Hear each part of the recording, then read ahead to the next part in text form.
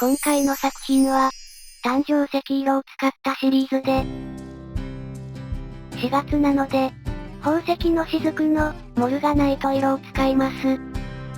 では早速作業開始。レジン液は、星の雫を使用。そしてこれがモルガナイト色。薄い赤色な感じかな。少しホワイトを足して、ピンク色にする。桜色ってやつですな。さて、奥さんの作業を見守りつつ、4月の誕生石について、お話しするよ。そもそも、4月の誕生石といえば、思い浮かぶのは、ダイヤモンド。しかし日本では、2021年に誕生石が改定されました。その際に追加された誕生石の一つが、モルガナイトなのです。今は2024年なので、意外と最近の改定、ということになりますね。そして4月、イコールモルガナイトは、日本独自の設定のようです。多分。ちなみにモルガナイトは、ピンクベリルとも呼ばれます。ベリル系鉱石は、色によって様々な呼び名があり、ブルーベリル、イコールアクアマリン。グリーンベリル、イコールエメラルドなどです。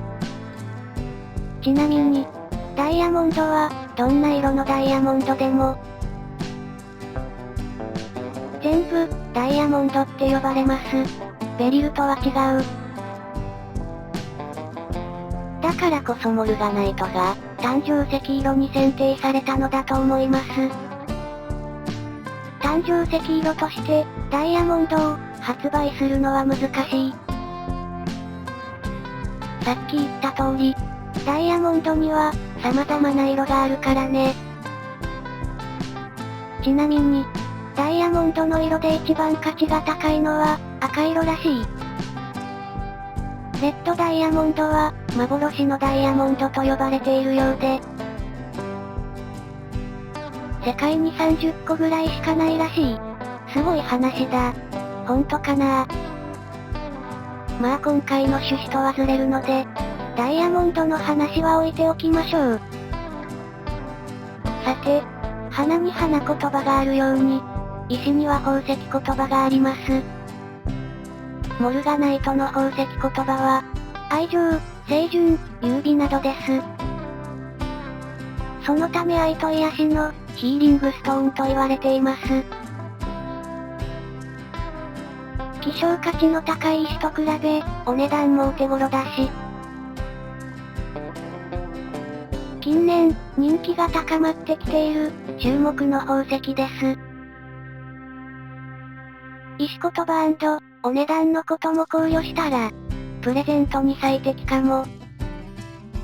ということで男性陣は、ぜひうちの動画を参考にして、と言っても実は、うちの動画を見てくれている方の 99% は女性なんだよね。まあそれはさておき、次回作品のお知らせをしておこう。次回の作品は、月の形のフックイヤリング。単純な月の形の作品だなぁ、って思われるかもしれませんが、実は、モールドもワイヤーも使用せずに、しかも超簡単という。つまり、アイデア作品の分類に当てはまると思います。チャンネル登録して、動画を待っててくれると嬉しい。高評価やコメントも、励みになるのでよろしくお願いします。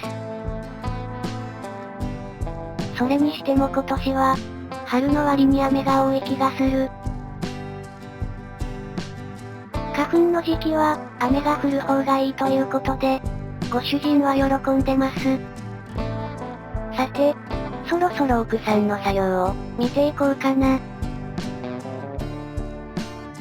こちらのステッカーは、100円ショップの、キャンプーで購入したもので、っていうか、ちょっと毒々しい感じが楽に、リアル感たっぷりですな。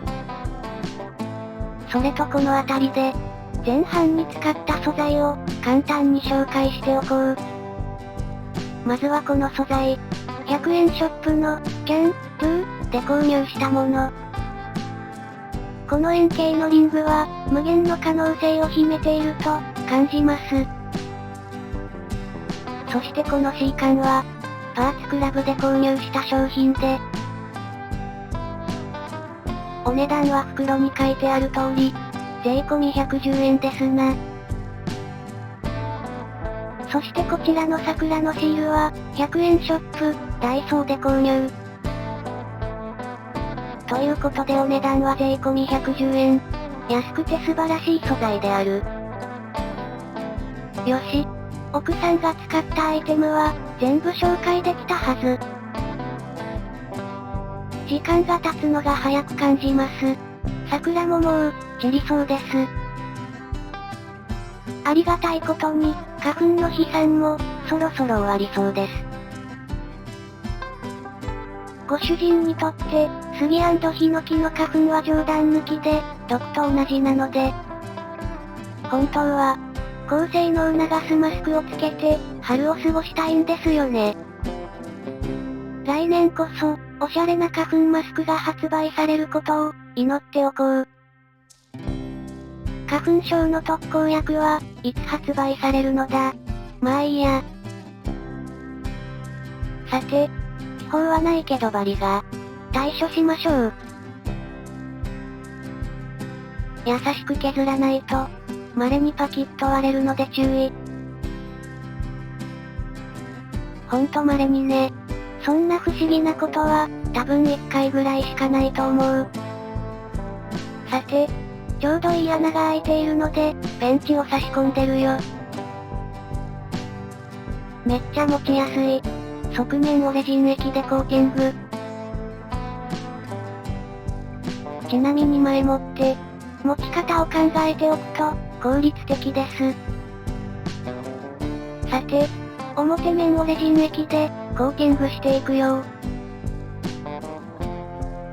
あと念のため、この部分にはレジン液を塗らないように、注意。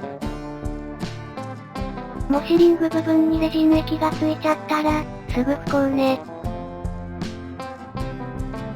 あとはこの、2つのパーツを連結して、完成です。